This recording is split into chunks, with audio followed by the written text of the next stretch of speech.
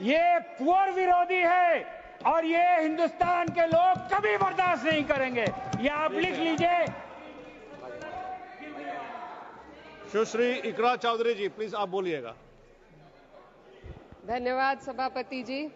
मैं सबसे पहले दाद देना चाहती हूँ इस बिल के टाइमिंग की कि अभी ईद की रौनक बुझी भी नहीं थी और हमारी जड़ों पर एक नया फरमान लाया गया। पहले उत्तर प्रदेश में मुसलमानों को नमाज पढ़ने पर रोक लगाई और फिर सौगात में ये बिल लाया गया। निसार में तेरी गलियों पे है वतन, जहाँ चली है रिवाजों गैर कि कोई ना सर उठाकर चल सके। मैं सभापति जी आपको ये बताना चाहती हूँ कि ईद के मौके पर एक विधवा महिला अपनी लड़की के साथ मेरे पास आई और उसने बताया कि वह एक वक्फ की प्रॉपर्टी में रहती है। वही उसके सर पर छत का काम भी करती है और उसकी रोजी रोटी भी वहीं से आती है। वो इस बिल को लेकर इतनी फिक्रमंद थी कि कहीं उससे वो उसकी संपत्ति ना छीन ली जाए। वो अकेली एक ऐसी महिला नहीं है, ऐसे लाखों लोग हैं जो वक्फ की गरीब महिलाएं जो वक्फ की संपत्ति से अपना रोजगार चला रहे हैं। और ये जो वक्फ बाय यूजर क्लॉज के हटाने से लाखों वक्फ की जायदाद अपना स्टेटस खो देंगी और लाखों लोग इसी तरीके के लोग सड़कों पर आ जाएंगे। वक्फ क्या है? वक्फ बाय यूजर क्या है? इसका ये मतलब है कि कोई जायदाद अगर सालों से दीन और भलाई के कामों के लिए इस्तेमाल हो रही हो तो वो खुद ब खुद वक्फ मानी जाएगी। हिंदुस्तान की अदालतों ने भी इस बात को तस्लीम किया है। वक्फ बाय यूजर सिर्फ वक्फ बोर्ड को ही मिली कोई खास सौगात नहीं है, ये बल्कि सभी अन्य धार्मिक ट्रस्टों को परंपरा और यूज के आधार पर बिना किसी डॉक्यूमेंटेशन के धार्मिक चरित्र को डिक्लेयर करने का राइट मिला हुआ है। भारत के संविधान के आर्टिकल 13 क्लॉज 3 में कस्टम और यूसेज को कानूनी वैधानिकता प्रदान करता है। इसी आर्टिकल से वक्फ बाय यूजर भी निकला गया है। इस बिल के कानून बनने पर वक्फ बोर्ड तो इस प्रोविजन से हाथ धो बैठेगा, लेकिन अन्य धार्मिक ट्रस्टों को यह सुविधा जारी रहेगी।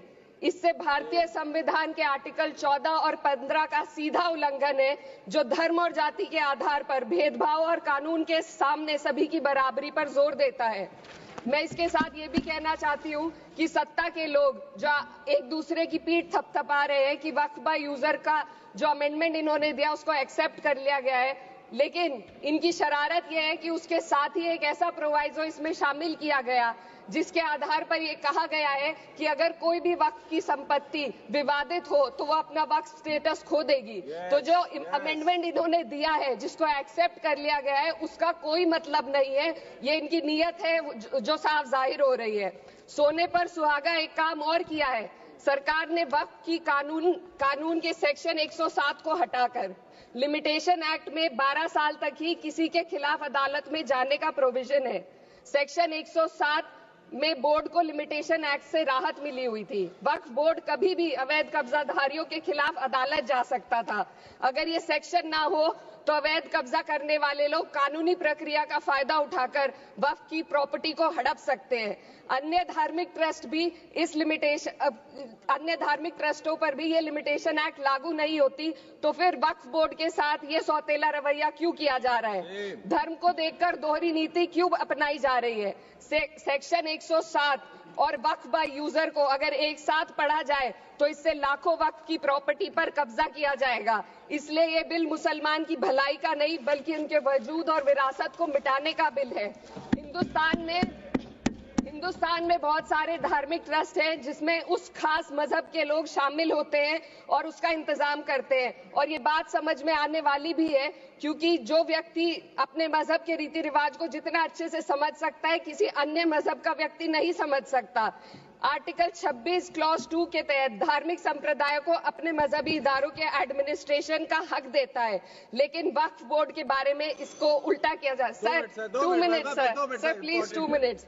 सरकार इसे एक सेक्युलर बॉडी मान रही है और इसमें गैर मुस्लिमों को शामिल करने की बात कह रही है। आपके मुंह से सेक्युलरिज्म की बात सुनकर अच्छा लगा, लेकिन अगले ही पल ये भ्रम टूट जाता है, क्योंकि आपको सिर्फ दान देने के लिए प्रैक्टिसिंग मुस्लिम का आपने क्लॉज डाला है, लेकिन बोर्ड में बैठने के लिए मुस्लिम होने की कोई आपकी क्लॉज नहीं है। तो इससे आपकी जो दोहरी नीति है वो साफ जाहिर होती है। ये वही सरकार है जिसने राम जन्मभूमि ट्रस्ट में ये लिख दिया कि जिलाधिकारी भी अगर होगा तो हिंदू होना चाहिए। कोई मुझे बताए कि वहां पर सेक्युलरिज्म का रस क्यों नहीं घोला गया। सर, आखिर में मैं अपनी बात को खत्म करने से पहले महिलाओं का मुद्दा बार बार उठाया जा रहा है। सरकार का कहना है कि बोर्ड में मुस्लिम महिलाओं को रिप्रेजेंटेशन देंगे। इस कानून से पहले भी मुस्लिम महिलाएं बोर्ड में मेंबर रह चुकी हैं और मिनिमम 2 का प्रोविजन था, उससे ज्यादा भी हो सकती थी। सर, मैं ये कहना चाहती हूँ कि सरकार ने महिलाओं के लिए ऐसा कौन सा नया काम किया जिसका ढिंडोरा सरकार का हर सदस्य पीट रहा है। इस बात की तायीद अगर आपकी तरफ से कोई मुस्लिम महिला करती तो हम उसका यकीन भी करते, लेकिन अफसोस आपकी इतनी लंबी कतार में एक भी मुस्लिम महिला नजर नहीं आती है। सर,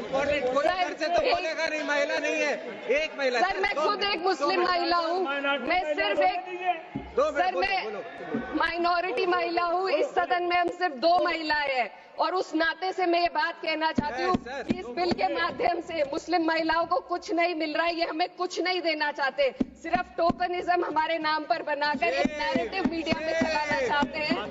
तो ये बिल मुसलमान की भलाई का नहीं, उनकी पहचान को मिटाने का है। सर, अंत में मैं बस यही कहना चाहती हूँ कि कागजों की कैद में बस नाम रह जाएंगे, वो जो हमारे थे सिर्फ दावे में रह जाएंगे। इस बिल के द्वारा मीठी ईद के जायके को कड़वा करना, यही असली सौगाते मोदी था। बहुत बहुत